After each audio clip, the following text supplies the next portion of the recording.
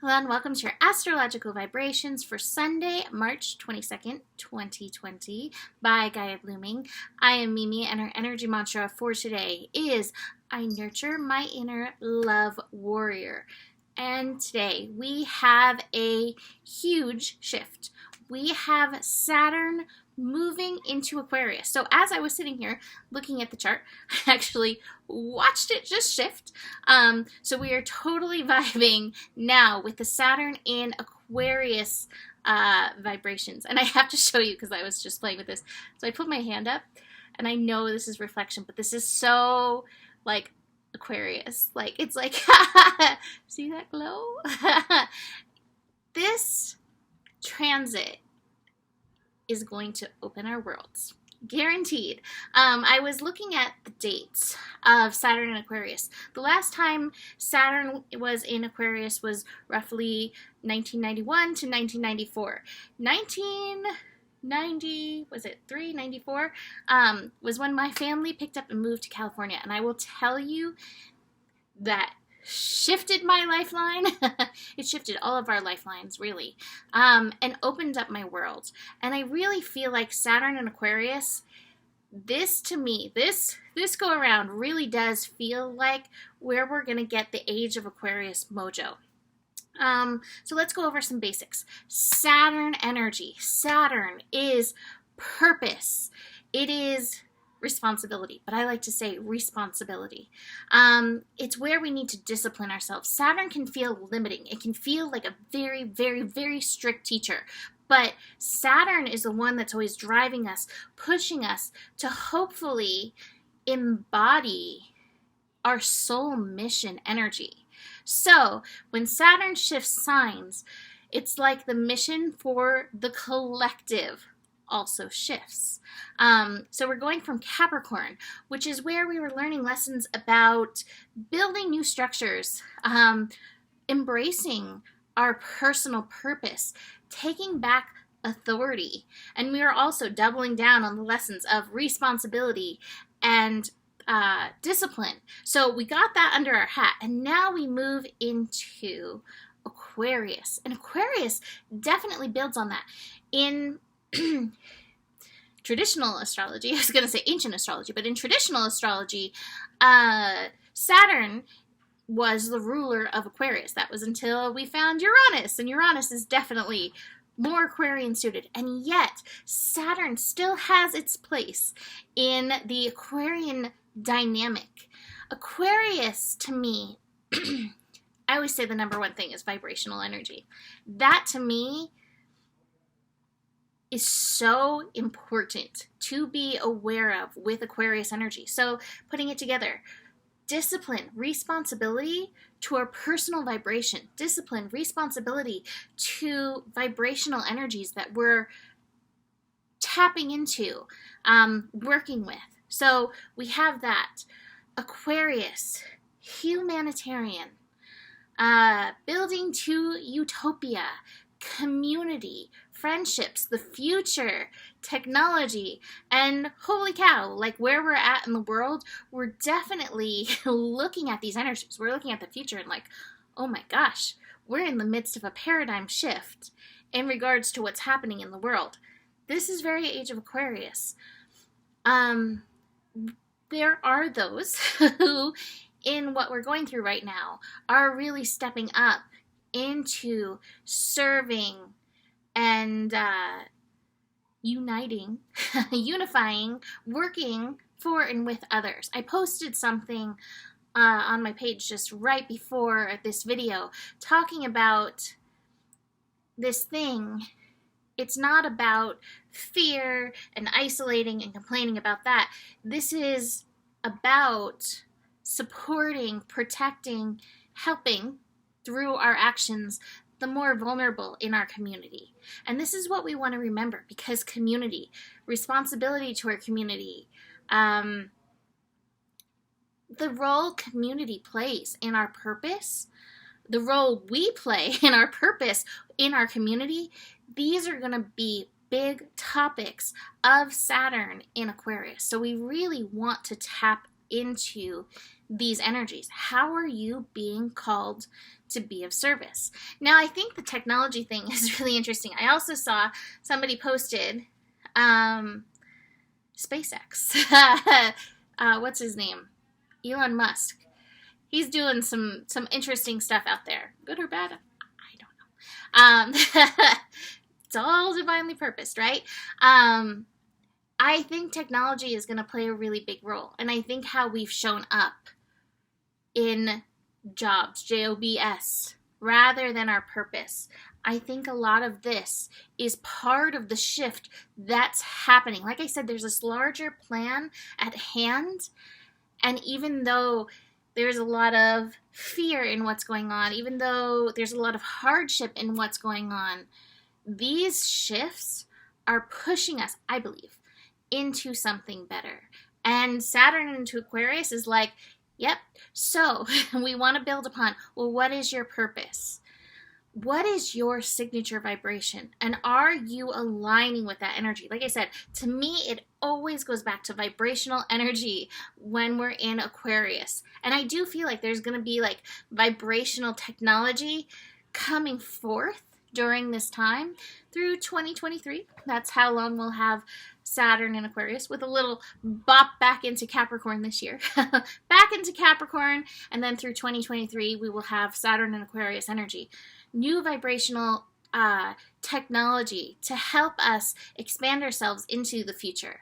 So these are the things, again, to be aware of. What is the overall lesson right now? I would say, to drill into it, the two top lessons that I see right now is check your vibration on a regular basis. What is the vibrational signature? What is the vibrational frequency that you're giving off? Is it true to you? Aquarian energy is about being true to yourself. And we have Chiron and Aries, which is kind of doubling down on that energy. So is this vibrational signature that you're giving off, is it true to you? Have you embraced things that society in the past may have pushed aside or been like, no, no, no. This is the time where we want to embrace those things, because chances are those energies are part of what you came to bring to the community. So awareness of that, vibrational energy. The other thing I think is huge right now is community. What is your service to community? I love the cards, if I can find them. What did I do with them? I did not put it down there. Here they are. Top of the card heap, the laziness card. Right now, I am of the belief that one of the best things that each of us can do is stay home. The social distancing thing. And I actually pulled the Starseed Oracle card, which is you are not alone, and kind of goes into that. So we'll look at that in just a second. But I am of the belief, do no harm. And I do see that even though these numbers may be less than other illnesses and other flus, that this is a pretty challenging energy. And so we want to do what we can to stop it from spreading. And yet at the same time, we want to see vibrationally what are the benefits that are coming about, and what are these shifts that each of us are being made to step into, in and through this energy. So top of the heat is laziness, which is like, oh, there is work to be done. See those shards of glass? There's definitely work to be done. And yet the silence, the staying in, it's not lazy. So of course, everybody must be true to their own guidance, but do be aware of that. I also have the aloneness card. So how about that? Standing in your own light, giving off. What is the frequency that you're tuning into? The Hermit card, but I always see the Hermit as like the master, the teacher, who has really looked within to be sure of what that vibrational nature is. Participation. Let's work together. That's what I keep hearing when I see the participation. We are working together. This card I always call the body, mind, spirit, soul, heart card. And yet, it is working in union with the rest of our community, which is the rest of the world, whether we agree with them or not. How are we working together to build the future. I do feel like we're in the process of New Earth. And there is a train horn in the background agreeing with me. How can we love one another? How can we let our love warrior show up in and through this energy? So, really potent cards for this shift. So this is major. And I'm going to try to get on Patreon this week and get a good video going through lessons for each sign and all that. So for a minimal monthly donation, you can come join me on Patreon, and it helps support me. So how can we work together to support each other through these times? Besides this, we have some pretty intense astro going on. Okay, so first and foremost, Lilith. Black Moon Lilith is sextiling Saturn newly in Aquarius at 0 degrees. Lilith is like, come on, go your own way, do your own thing, embrace the rebel, that Aquarian energy. Saturn in Aquarius does not want to be stuffy, fuddy-duddy. What will everybody else think? Saturn in Aquarius is like, woo! Express yourself. So it is time to embrace that, and Lilith is feeding into that. Go your own way. Be true to your I am. Embrace the yin at this time. This is part of the lesson we're all facing, is the embracing of the yin. And I feel like the more we can embrace the yin, the more we're going to be getting these downloads. I swear, Aquarius energy, it turns us each into like a satellite or a antenna. This is me as a satellite. This is me as an antenna. And it's like star stuff's beaming information at us. But we have to be in receptive mode. We have to be in that yin place. So awareness of that with this Lilith connection. There are no mistakes. And when I saw that, I was like, wow. So besides that, we also are building into this Mars-Pluto conjunction, the crankiness, the control stuff, all those Capricorn energies. You may be faced with that. And yet, how can you still embrace your own frequency? But be aware of where you're trying to still control others and make them line up on your frequency. The thing is, we each have our individual frequency that we are meant to embrace. But watch for the crankies, watch for the control stuff, and also watch acting out on fear impulses. We're also in the dark of the moon. The dark of the moon can surface that fear stuff. It's foggy. We still don't know exactly what this future is going to be looking like that we're building. It's so funny because I was thinking about this before. Be here now. Like with Aquarius, we're like, but let's also look over there. So be here now, but also be looking over there. What are you building from the frequency, from the vibration of this now moment? I think there's enough fear out there. Can you hold your inner child? Can you love yourself? Can you nurture yourself through the fears? And I'm not saying the fear is bad, but that's a call to action. That's a call to nurturing. That's a call to a part of yourself has a wound and needs your attention. It doesn't mean we have to sit and roll around in it. There are solutions to fear. But most of all, it's a call to help from some part of yourself, and often it's the inner child.